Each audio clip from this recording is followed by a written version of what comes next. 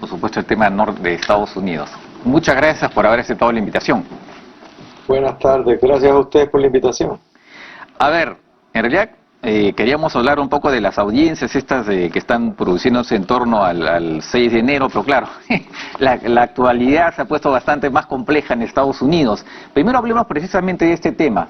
Efectivamente es una decisión, claro, y está prevista, ¿no? Porque había habido esta fuga, ¿no?, del texto preparatorio, una cosa insólita por demás en la historia de la Corte Suprema de Estados Unidos.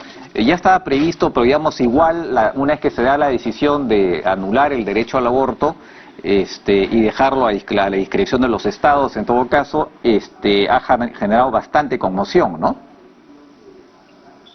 Sí, claro, además que viene acompañada de otra decisión que tomó la Corte Suprema esta semana, básicamente abriendo la puerta a que cualquier ciudadano de Estados Unidos pueda portar libremente un arma en cualquier ciudad, en cualquier contexto.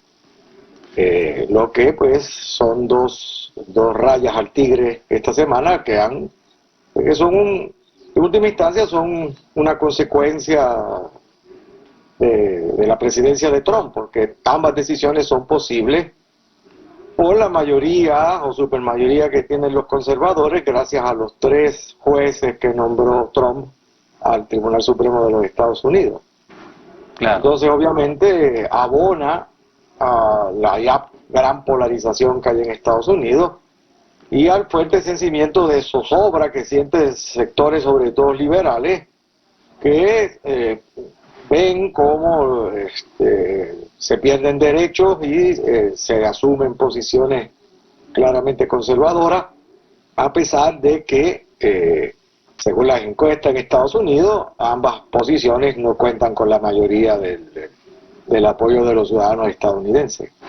Claro, hay una especie de división, ¿no?, entre los norteamericanos respecto de estas posturas.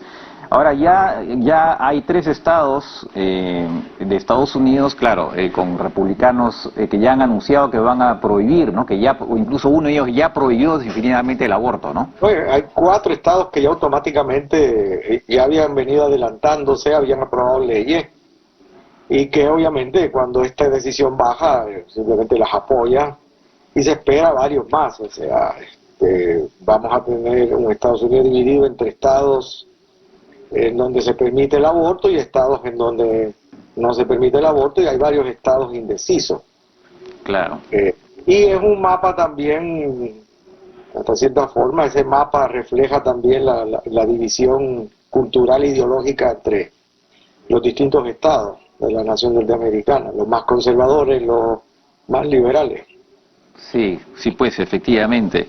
Y claro, lo mismo con el tema con el tema de las armas, efectivamente. Aunque la decisión esta que adoptó la Corte Suprema ya va, digamos, ya no se va a poder tener normas que prohíban, ¿no?, el hecho de portar armas en público, ¿no?, que es es lo que tenía el Estado de Nueva York. Ya, pues, eso ya no va a ser posible, ¿no? Una ley de 1913 fue la que fue declarada inconstitucional. 100 años, o sea, una ley de más de 100 años. Una ley de 109 años. Entonces, y obviamente eso le aplica también a otros estados como California y otros estados liberales. Y una de las cosas preocupantes es las crecientes voces de ideas secesionistas en Estados Unidos, que hasta ahora han estado dirigidas más que nada por estados conservadores, pero que también podrían comenzar a aflorar con más fuerza dentro de estados liberales al sentir que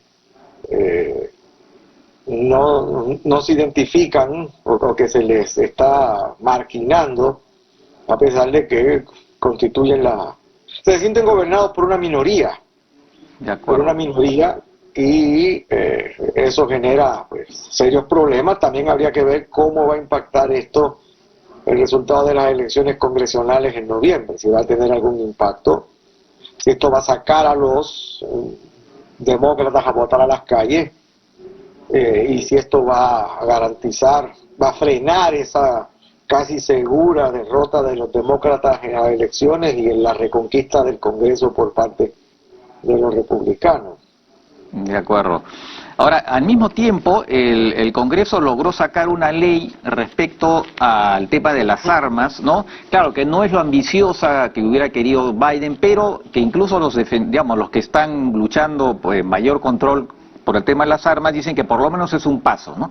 Y es un avance, digamos, con el apoyo de varios republicanos, ¿no? Eso es lo interesante, por eso logró pasar efectivamente, aunque algunos observaban que 14 de los republicanos, bueno, ha habido tanto por supuesto en la Cámara de Representantes como en el Senado, pero varios de los republicanos que han votado a favor de esta norma que ha sido denunciada por esta Asociación Nacional del Rifle, ¿no? El poderoso lobby, decían que varios de ellos no enfrentaban reelecciones en noviembre, o sea que no corrían mayor riesgo, lo que quiere decir que probablemente si hubieran enfrentado reelecciones no hubiera sido posible que se diera esta ley. O sea, eso indica también que efectivamente la división continúa, ¿no? Que este apoyo de estos republicanos en el fondo es porque ya no tienen mucho que perder. Bueno, lo que pasa es que la ley tiene el principal lado positivo de la ley es que es un esfuerzo bipartidista, en donde hay, pues, por ende, participación de tanto republicanos como demócratas, algo que ha sido muy escaso durante el gobierno de Biden, porque los republicanos se han dedicado a sabotear sistemáticamente cualquier reforma presentada por el presidente o por los demócratas, con la ayuda de demócratas conservadores como el senador Manchin. Y ese tal vez es el lado más positivo. El otro lado positivo es que por primera vez en muchísimos años se aprueba una ley que es muy tímida, que no resuelve absolutamente nada verdaderamente fundamental en el tema de las armas, pero que es un paso un paso hacia adelante.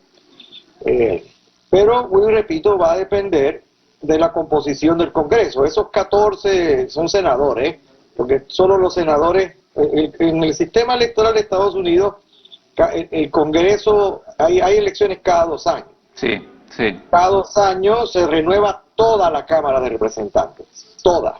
Ajá. Y una tercera parte de los senadores. Entonces esos 14 que están blindados son senadores que no van a ser reelectos este año, sino dentro de 2 o 4 años más. Ah, ya. Entonces eso les permitió. El problema aquí es que el costo político o sea, el Partido Republicano está secuestrado por Trump, está secuestrado por los sectores más conservadores de la sociedad estadounidense, y eso lleva a que no haya, por ejemplo, lo podemos contraponer con el cincuentenario del caso de Watergate. A Nixon lo sacan o logran que salga porque hay congresistas republicanos, hay senadores republicanos que entienden que su fidelidad al presidente no está por encima a su fidelidad a la Constitución y al pueblo estadounidense, y abandonan a Nixon. En el caso de Trump, los republicanos no han estado dispuestos a abandonar a Trump por el miedo de lo que eso conlleva en términos políticos, porque Trump moviliza su base para que le voten en contra a los propios republicanos, o se saca de la manga candidatos que son favorables. Entonces nadie quiere pagar el costo político. Además que en términos ideológicos hay muchos republicanos que no tienen ningún problema con el tema de las armas, ni tienen ningún problema tampoco con que se derogue el derecho al aborto, o sea que están totalmente de acuerdo. Los republicanos más liberales pues tienen pues problemas. El Partido Republicano es un partido que cada vez más está a la derecha en la sociedad estadounidense. De acuerdo. Ahora, sobre esa ley eso que han sacado ahora sobre las armas, ¿podría decir más o menos en qué? Claro, usted dice que no soluciona gran cosa, pero igual tiene algunas disposiciones. ¿Podría decirnos qué cosas? Solo que enfoca el tema de la salud, el tema de mejorar la seguridad en las escuelas. Pero el problema aquí en Estados Unidos es bien claro. Estados Unidos es el único país desarrollado en donde los ciudadanos tienen acceso a armas de guerra. Claro. Los famosos rifles de asalto. Claro. Entonces, los controles que hay para eso son muy limitados. Entonces, lo que se busca es tratar de lidiar con los problemas mentales y con la seguridad en las escuelas. Pero el problema no es ese, el problema es que cualquier ciudadano en Estados Unidos, el mismo individuo que mató a todos esos niños en Uvalde, tan pronto cumplió 18 años, fue a una tienda y compró un rifle de asalto y una pistola. Entonces, sin ningún control, no debería, y si vemos la mayoría, un caso interesante de los últimos tiroteos que ha habido en Estados Unidos, los más recientes, los más impactantes, son producto de jóvenes blancos de clase media radicalizados por los movimientos de supremacismo blanco y que los llevan, estamos hablando de chicos de 18, 19, 20, 21 años que están entrando a supermercados a matar personas, entrando a escuelas a matar niños, y una de las cosas que facilita eso es lo fácil que es adquirir un arma en Estados Unidos. Es terriblemente fácil. O sea, tenemos el caso de Australia. En Australia hubo un famoso tiroteo hace mucho tiempo y inmediatamente el gobierno de Australia prohibió el acceso a armas de fuego y desde entonces no ha vuelto a haber una masacre de ese tipo. Pero en Estados Unidos el problema es que el discurso está dominado por el lobby del National Rifle Association y los sectores más conservadores, y ese discurso que se ha apropiado está basado en esta falsa presunción de que lo que se le quiere quitar a la gente es el derecho a tener armas. Cuando no es eso, nadie se le va a quitar armas, es que hay que regular ese derecho. Y hay efectivamente, una regulación. Y lo que esa ley prevé efectivamente es que, bueno, es muy poco, muy modesto, pero cuando haya personas que sí puedan presentar un peligro, se les pueda quitar las armas que tienen en su posesión. Digamos, eso es una parte de la legislación. La otra es un fondo para temas psiquiátricos y cosas por el estilo. Efectivamente son cosas light, si se puede decir, pero bueno, en fin, como usted decía, es la primera vez que hay una ley bipartidaria en mucho tiempo. No es muy frecuente, ¿no? No es muy frecuente, salvo algunas otras leyes que fueron adoptadas respecto del plan de Biden económico, en fin, pero efectivamente no es muy frecuente en estos tiempos, ¿no? Quería hablar ahora del tema de las audiencias por el 6 de enero. Que efectivamente, estaba leyendo además que parece que están siendo conducidas con el apoyo de una persona que tiene manejo de los medios, ¿no? Que ha trabajado antes ¿cómo se llama?, en cadenas, en fin, de televisión, cosas por el estilo, para darle el mayor impacto que están haciendo de manera tal para generar efectivamente una reacción en la población. Están dejando en evidencia, ¿no?, que efectivamente Donald Trump, sí, pues, él fue, como ya se venía diciendo, fue alguien que intentó llevar un golpe de Estado, y aún sabiendo, porque se le dijo que lo que estaba pretendiendo era absolutamente ilegal, ¿no? Y eso podría dar lugar eventualmente a un proceso penal, pero ahí, claro, el secretario de Justicia va a tener que pensarlo muy bien, porque para estar seguro que efectivamente eso podría llevar a una condena, ¿no? Bueno, el problema es que las audiencias han sido tremendamente interesantes y muy productivas. Muy pocas de las cosas, se sabía mucho de las cosas que ellos han planteado. Ahora, la gran aportación de las audiencias es revelar la profundidad de estas situaciones y sobre todo la profundidad de la conspiración que lideró el presidente de los Estados Unidos en ese entonces, Donald Trump, para robarse las elecciones, porque no hay otra forma de decirlo.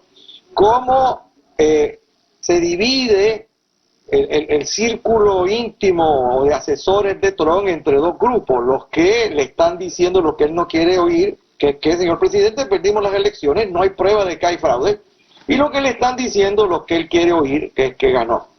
Y cómo él descarta a los que, y cómo se van saliendo de su grupo también, a los que le dicen la verdad y le plantean la necesidad de que asuma la derrota. Mientras que se va acercando más a esta gente como Jeffrey Clark, como a John Eastman y al mismo Rudy Giuliani. Y como Trump sabe desde el mismo día de las elecciones que él perdió. Lo sabe. Claro. Como su secretario de Justicia se lo recuerda reiterativamente. Y como Trump moviliza todos los recursos de la presidencia, usa la presidencia para su beneficio personal, tratando de robarse las elecciones. Cosas que han salido a la luz pública con estas vistas son, por ejemplo, el nivel de profundidad de la presión a oficiales a nivel de los estados para que cambiaran los resultados, el nivel de presión dentro de el aparato federal, sobre todo al Departamento de Justicia, para que el Departamento de Justicia asumiera una posición favorable al presidente, el nivel de presión ante los organismos policíacos federales como el FBI para que encontraran pruebas de fraude donde no las habían, y como lo del 6 de enero no es, y eso lo han dejado muy claro y lo van a seguir dejando muy claro, no es nada espontáneo, no es que la gente de la nada decide ir al Capitolio. Hay unos grupos, los Oath Keepers, por ejemplo, y los Proud Boys, que vienen organizando y reuniéndose para planificar lo que van a hacer el 6 de enero. Y que Trump es uno de los principales instigadores que instiga este proceso y uno de los principales responsables. Y que queda claro pues que el presidente de los Estados Unidos ha violado una buena cantidad de leyes. Ahora, como usted bien señala, el problema aquí es que esto es un asunto político. Claro. ¿Cuánto le conviene a los demócratas procesar judicialmente a Trump y cuánto no? Claro. Y sobre todo, cuánta evidencia hay. Por lo que he visto, por lo que analizan, hay muchísima evidencia que perjudica muchísimo a Trump. Ahora el problema es cuán factible, cuán positivo es políticamente para los demócratas hacer de Trump un mártir, hacer de Trump una víctima, sobre todo sobre todo ante el hecho de que hay millones y millones de estadounidenses que, a pesar de la evidencia, que a pesar de todo lo que se ha presentado, siguen creyéndole a Trump y siguen convencidos de que Biden es un presidente ilegítimo y que Trump fue víctima de un fraude y que se le robó las elecciones. Ahora, también está el asunto es que mucha de esa gente va a votar por Trump, se le acuse o no se le acuse. Claro. Yo creo, en mi carácter personal, que habría que acusarlo, porque si no quedaría coja sería una mancha, un problema en el sistema judicial de Estados Unidos.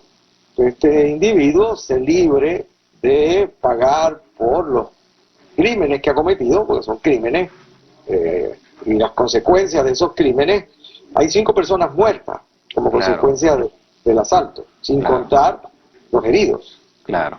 Además que se envía un mensaje claro, o sea, usted lo señaló, esta es la primera vez en la historia de los Estados Unidos que un presidente electo pretende perpetuarse en el poder a pesar de haber perdido las elecciones a través de la manipulación y el engaño. Claro. Sin tomar en cuenta el negociazo que fue para Trump todo esto, porque la campaña de Trump recolectó $250 millones de gente que aportó a la campaña fondos para que supuestamente fueran usados para defender la victoria de Trump, la falsa victoria de Trump en estas elecciones. Por tanto, no solo como buen empresario que es, y algo así, Trump es una máquina de hacer plata, hasta plata le ha sacado a este proceso. Sí, de acuerdo.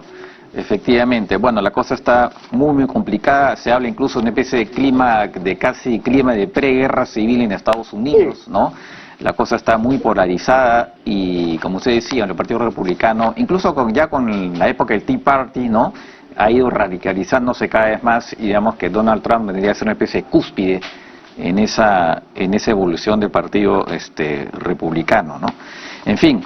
Y en un contexto económico tan complejo. Efectivamente. Tan difícil. Claro. Sí, pues, sí, poco que, bueno, Estados Unidos defensor de la democracia, eso le quita un poco de digamos, de peso a ese discurso, ¿no? En fin, vamos a ver qué sucede, vamos a ver qué sucede con esto y, en fin, ya seguir lo que pase, efectivamente, sobre todo con las audiencias, ¿no? Que siguen, todavía continúan a lo largo, parte del mes de julio, me parece. Bien, muchas gracias por estas explicaciones y otra vez de repente Gracias a usted por la oportunidad. volvemos a conversar. Gracias. Para su orden. Que tenga buenas noches.